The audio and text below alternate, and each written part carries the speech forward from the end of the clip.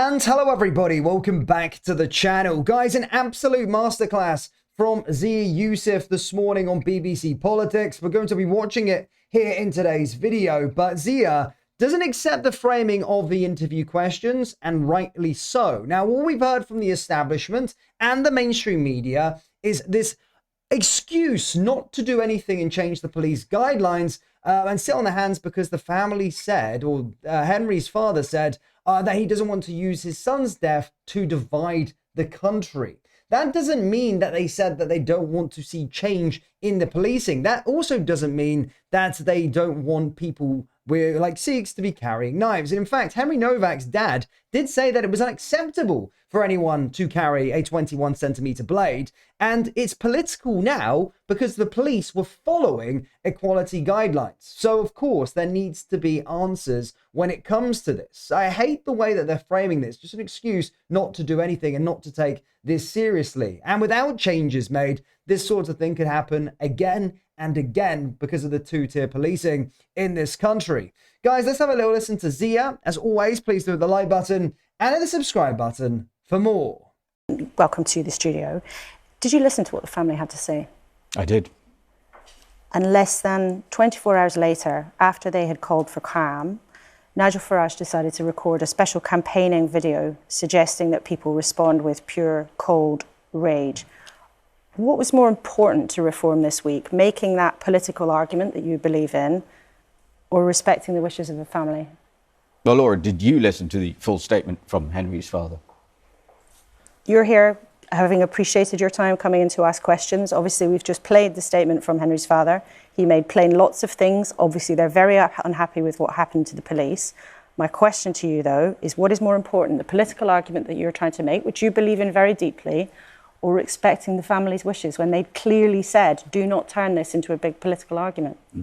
Okay, so I'm going to assume you did listen to the whole statement because you're a prestigious politician. You played a part of it, a very small segment of it. It went on for about 8 minutes. And you've also, as the BBC, chosen not to air the body cam footage. Again, that is the BBC's right editorially. You're more than within your right to do that. But I want to make a couple of points here. And I'd point out to people it's been shown many times already. But on a Sunday morning, we've made the decision not to show it again because it's caused a lot of distress. And that is absolutely your right. I want to make a couple of points for your viewers that have not seen it, perfectly understandably, given how harrowing it is. The last words Henry Nowak heard on this planet Earth were his rights being read to him by the police as he was handcuffed, as he bled to death, and his murderer and his family were standing over him.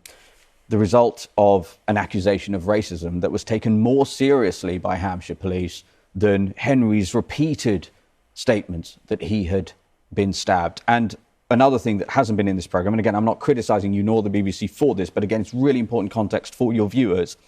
When Henry said, "I've been stabbed," the response he got from the attending officer, Laura, was, "I don't think you have, mate." And if you listen to Henry's father's statement in full, as you did point out in the clip you heard, he talked about the differential way in which his son was treated relative to Digweed, the murderer, was, quote, unbearable. He also made a very explicit statement that, in his view, it is unacceptable for anybody to be carrying 21-centimeter blades around in public. And therefore, what Reform has done, and what Nigel Farage has done, is said that we need to live in a country, Laura, we need to urgently put on the agenda living in a country where everybody is treated equally. Nobody gets to carry deadly weapons around, and Reform are the only party.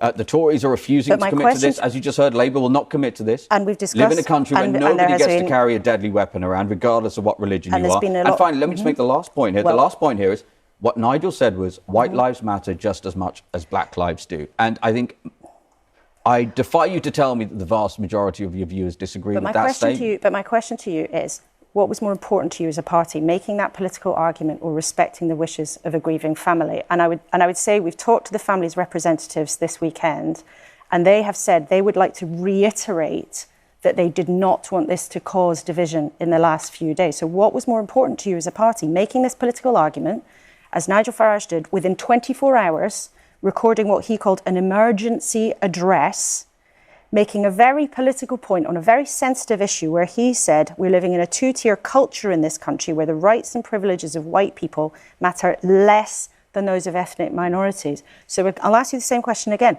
What was more important to you, respecting the family's wishes or making a political argument?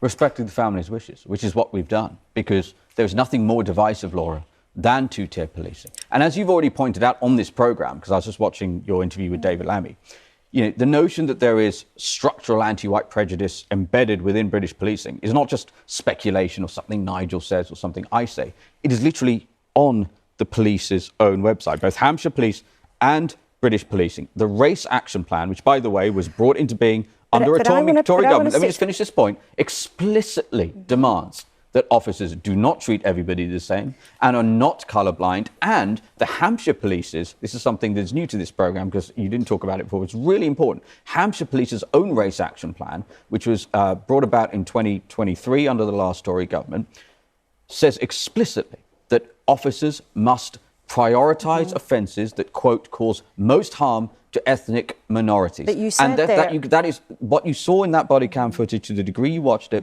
is directly downstream from that, Laura. And we've got to call out prejudice wherever it exists. And where it is literally embedded in policing guidelines and code of conduct, that is all the more urgent. And we've shown people the police chief's guidance this morning. We discussed that with David Lammy. But you said that you respect the family more than you wanted to make a political argument. As I understand it, there's been no direct contact, though, between Nigel Farage and the family. And it wasn't until Thursday that anyone from Reform reached out to them, which was 2 days after he made that, what he called an emergency address. Well, should you have contacted them earlier? I am not going to comment on confidential and private conversations that Nigel Farage, our party leader, has. That would be inappropriate. But again, I watched Henry's father's statement in full.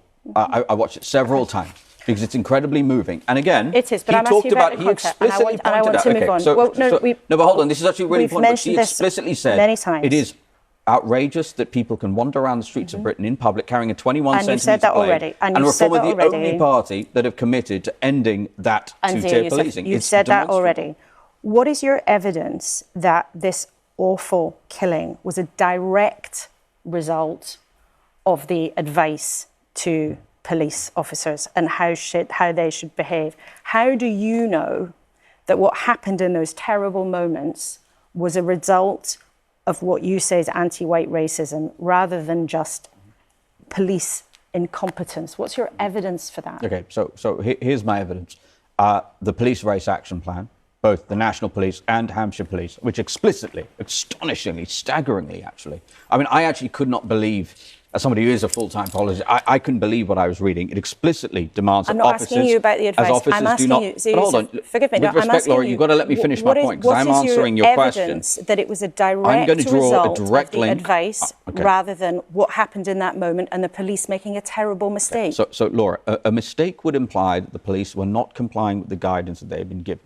And the point I'm making, I'm going to draw a direct link between what is on that website and the risk of labouring the point. It explicitly says do not treat people the same if you're a police officer, and that you should optimise for equality of outcomes and prioritise offences that cause the most harm to ethnic minority communities. Now, when the family of Henry Digwear called Hampshire Police and said that Henry had been racist to the murderer, Vikram Digwear.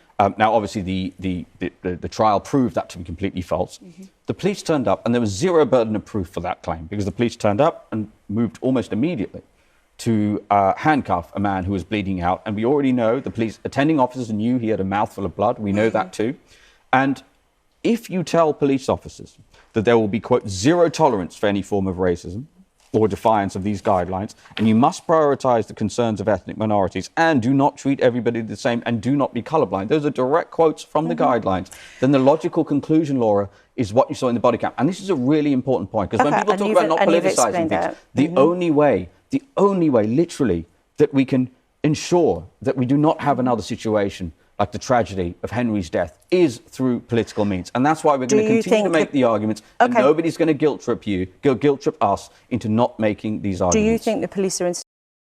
I think Z handled that really, really well. I genuinely do. I think he dealt with that the perfect way. And he's absolutely right. And trust the BBC to take up this sort of standpoint with regard to things. The BBC making out as if they're sort of politically correct and non-biased whatsoever. In fact, they are so freaking biased, it's beyond belief. And again, had to apologize to Nigel Farage this week, again for the third time in sort of 3 years. And this comes off the back of splicing Donald Trump's speech. Now, look, listen, at the end of the day, how are you ever going to invoke change when, as Zia said, there's literally the claims on the websites in black and white on to treat ethnic minorities completely different to that of white people? That's how we led into that situation there, firstly. And also, secondly, yeah, his father said that he doesn't understand how someone could carry around a 21-centimeter blade. And without politics, how on earth are you going to try and change that? Now, what Henry's father has said and their family have said is to not divide the country.